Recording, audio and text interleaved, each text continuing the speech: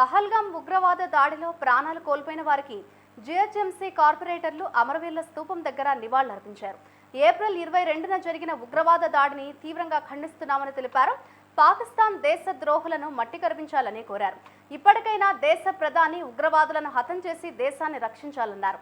పహల్గాంలో పర్యాటకులపై జరిగిన పాశవిక దాడిని తీవ్రంగా ఖండిస్తున్నామని, కులమతాలకు అతీతంగా దేశ ప్రజలు ఏకమై తీవ్రవాదాన్ని అంతమొందించాలని పిలుపునిచ్చారు.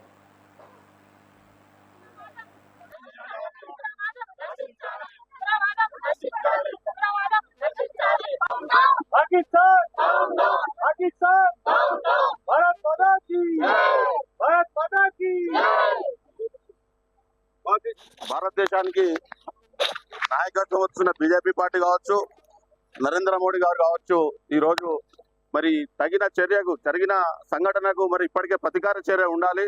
మీకు భారతదేశం అంతా కూడా రాజకీయాలకు అతీతంగా మీ ఎంట ఉంది. మరి ఏదైనప్పటికీ కూడా ఇటువంటి చర్యలు లేకుండా ఇంకా కాలయాపన చేసి భారతదేశ ప్రజలను భయానికి గురి చేస్తూ ఈ రోజు మీరు ఇంకా కాలయాపన చేసడం సరి అయింది కాదు. మరి ఆ విధంగా మరి ఏదేమైనప్పటికీ కూడా వారి కుటుంబాలకు ఏ అమాయక ప్రజలు ఏ పాపం ఎరిగిన అమాయక ప్రజలు కూడా ఈ రోజు వాళ్ళు చనిపోవడం జరిగింది. మేము ఒక డిమాండ్ చేస్తున్నాం. ఎవరైతే టూరిస్టులు ఎవరైతే చనిపోయారో వాళ్ళని అమరవీరులుగా ప్రకటించాలని కూడా ఒక డిమాండ్ చేస్తా ఉన్నాం. ఈ రోజు ఈ కార్యక్రమంలో వచ్చిన మా కార్పొరేటర్లు, మీడియా మిత్రులకు నమస్కారం.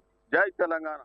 ఒక రకంగా చూస్తే వాళ్ళందరూ కూడా మన దేశం కోసమే అమరులు అయినారని చెప్పాలి. ఎందుకంటే టెర్రరిస్టుల దాడిలో వాళ్ళు చనిపోయినారు కాబట్టి వాళ్ళకి నివాళులు ఇక్కడ అర్పించడానికి మేమందరం ఈ రోజు జిహెచ్ఎంసీ బీఆర్ఎస్ కార్పొరేటర్స్ అందరం కూడా రావడం జరిగింది. వాళ్ళ పవిత్ర ఆత్మకు శాంతి కలగాలని కోరుకుంటూ, అదే విధంగా దాడిలో గాయపడిన వాళ్ళందరూ కూడా తొందరగా కోలుకోవాలని మేమందరం కూడా కోరుకుంటున్నాము. ఇది నిజంగా నేను కాశ్మీర్ వెళ్ళినప్పుడు చూసిన అడుగున కూడా పోలీసు ఉండేది. మరి మొన్న ఏమైందో తెలియదు. 29 మందిని చంపే వరకు కూడా పోలీసులు ఒక్కరు కూడా రాకపోవడం అనేది నిజంగా చాలా బాధాకరం. ఇది నిజంగా ప్యూర్లీ ఇంటెలిజెన్స్ ఫెయిలియర్ అనే చెప్పాలి. సెంట్రల్ లో ఉన్న బీజేపీ గవర్నమెంట్ మేము మన ప్రజలను సురక్షితంగా చూసుకునే బాధ్యత వాళ్ళది.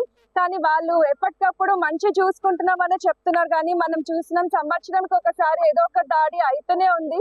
సో గవర్నమెంట్ కూడా, సెంట్రల్ గవర్నమెంట్ కూడా కొంచెం ఇంటెలిజెన్స్ ని, ఇంకా మన బార్డర్ల సెక్యూరిటీని కూడా టైటన్ చేసి ప్రజలందరినీ కూడా సురక్షితంగా చూసుకోవాలని కోరుకుంటూ ఈ రోజు ఇక్కడ వచ్చిన ప్రతి ఒక్కరికి కూడా ధన్యవాదాలు తెలియజేస్తున్నాం.